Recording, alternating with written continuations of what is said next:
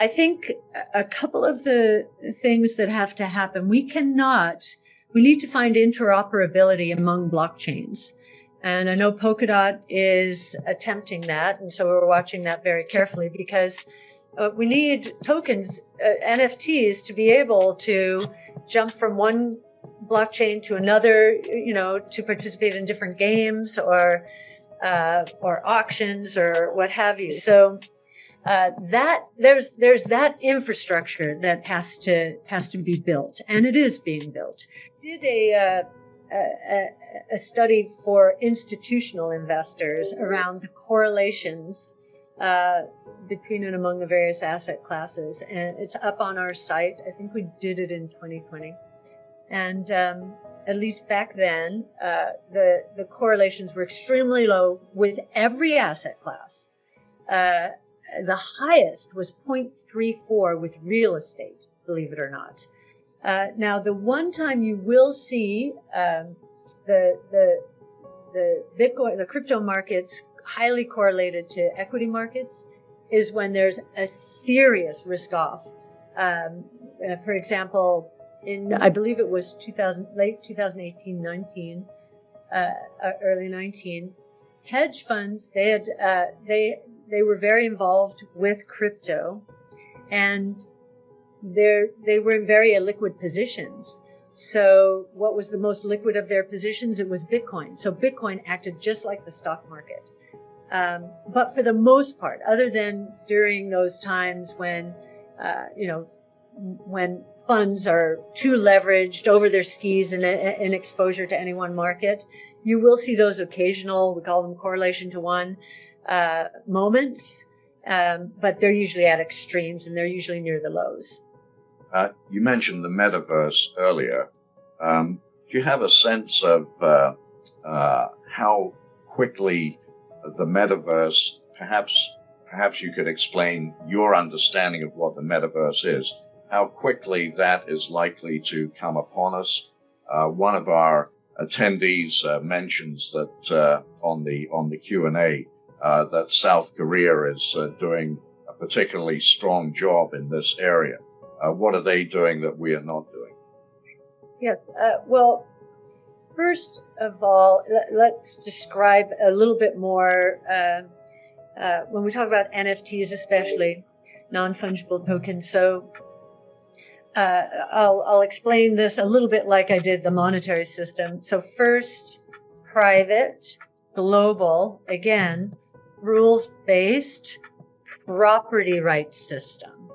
And you could say Bitcoin fits into that kind of system too, but we're separating. So property rights system, which is, we know from the work of many economists, including Art Laffer, that property rights is the way to lift a country out of poverty.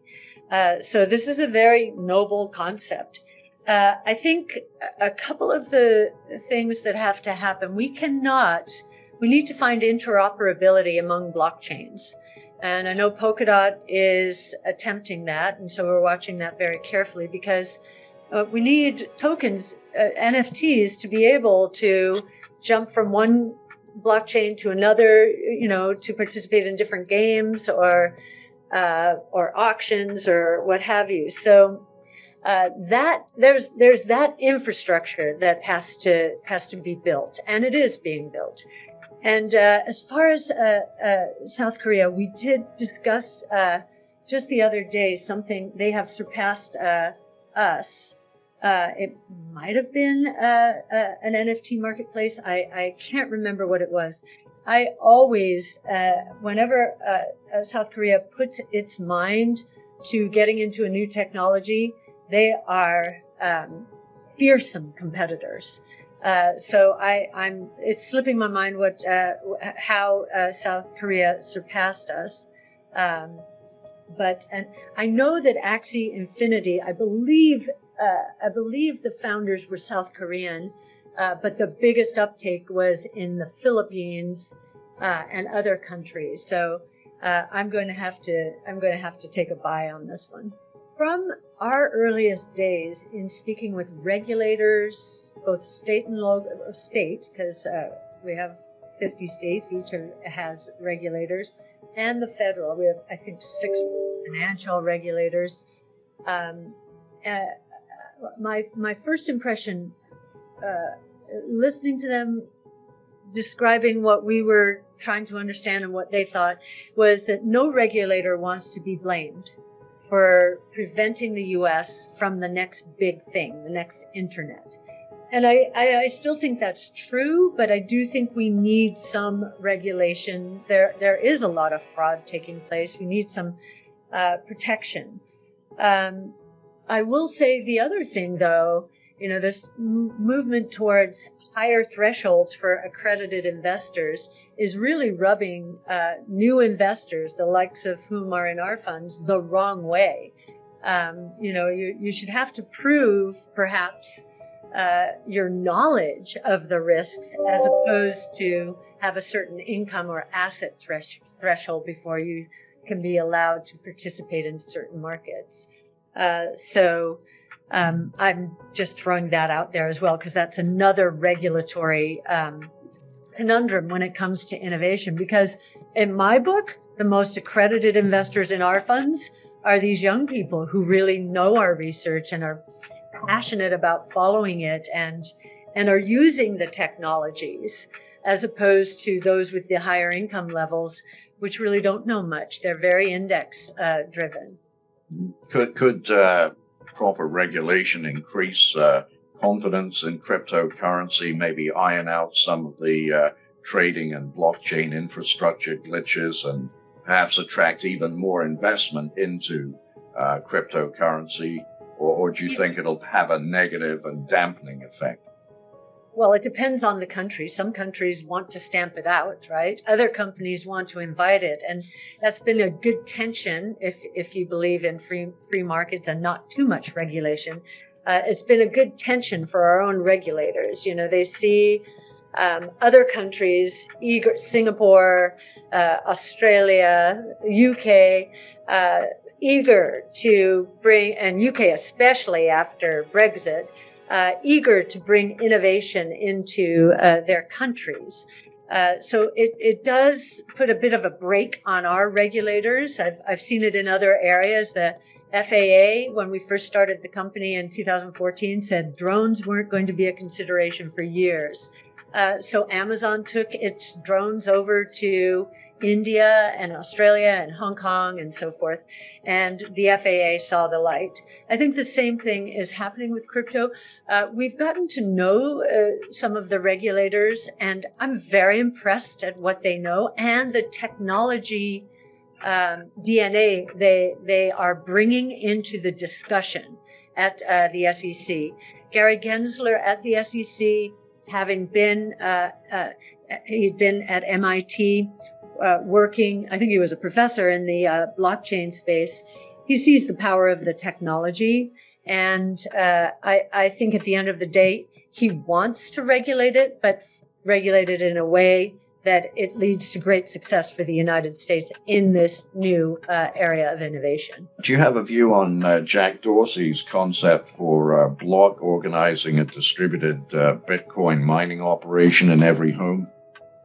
Well, we worked with Square on that concept. There's a video, a YouTube video out there called The B Word, and it was a half day of talks. A lot of it was around environmental, because at the time Elon Musk had put Bitcoin onto his Tesla's balance sheet, but then said, "Whoops, I didn't realize the environmental ramifications," and so we worked closely with Square to do that video. The first one is Jack Dorsey, Elon Musk, and I was with them, and Steve Lee, another person from Square, and we talked about the environment, and it came out of our research in collaboration with Square that, wait a minute, if you make Bitcoin mining a part of the utility infrastructure, you actually will accelerate the adoption of renewables faster than would otherwise be the case. Because in St. Petersburg, let's say here, you've got sunshine, you filled up the battery in your home, the excess power is just wasted. Why not have it? Go into Bitcoin mining, which could shore up the ecosystem and help fund solar and wind and other renewables. So we're definitely seeing eye to eye with Square on that one, or with Block. Do you want to know one thing about crypto? I made over 3,000% in profit in a few weeks. Fact is, the traditional financial system, the traditional money system makes you poor, not rich. If you want to earn $500,000, $1 million, you have to wait until you're 50, 60, 70 in the traditional financial system, and you probably will still be broke. And you will be old. This is not a sexy combination, as you can imagine. But the question is, how can you start in crypto and make these profits? Where to invest? Where to start? My name is Gunnar and I'm from Germany, as you can hear, and things are a little bit different in Germany. More about that later on. Fact is, there are lots of different cryptocurrencies. It's a gigantic universe where beginners and professionals get easily lost. But there is light at the end of the tunnel. There are 7 key steps you need to follow to become successful in this market. You have to know them, and if you fail one of them, it's literally impossible to succeed in this market. Just an example, one of the key points is your exchange, and one of the biggest are, for example, Binance and Coinbase. These are trusted and well-established exchanges, but, and this is a big but, you won't find the super profitable coins on those exchanges. The unknown super profitable coins that get gigantic profits are not traded on those kind of exchanges. They are traded on much smaller insider platforms that are barely known. And I can tell you what those super secret exchanges are and why they are so profitable. And another super important thing are the right information sources. The point is, the internet is gigantic. There are hundreds and hundreds of YouTube channels, blogs, pages, and much more. And there are also market makers and influencers. For example, Elon Musk, he is not a crypto guy, but the moment he recommended Dogecoin, it went through the roof, to the moon, so to say. But why did he recommend it? Where did he hear it from? He didn't hear it from newspapers. And believe me, he is listening to someone. But you have to know who, and you have to react before he is reacting. This is really, really important. And these are only 2 of the 7 steps you have to follow in order to be successful in crypto. And if you want to know all of these steps in much more detail, and if you want to have a comprehensive checklist, here's what you should do. There is a link below this video. Click on this link and you will get the opportunity to subscribe to my channel. Click on the link and you will see a video where I explain the next steps. So see you soon. Click on the link now. I'll see you there.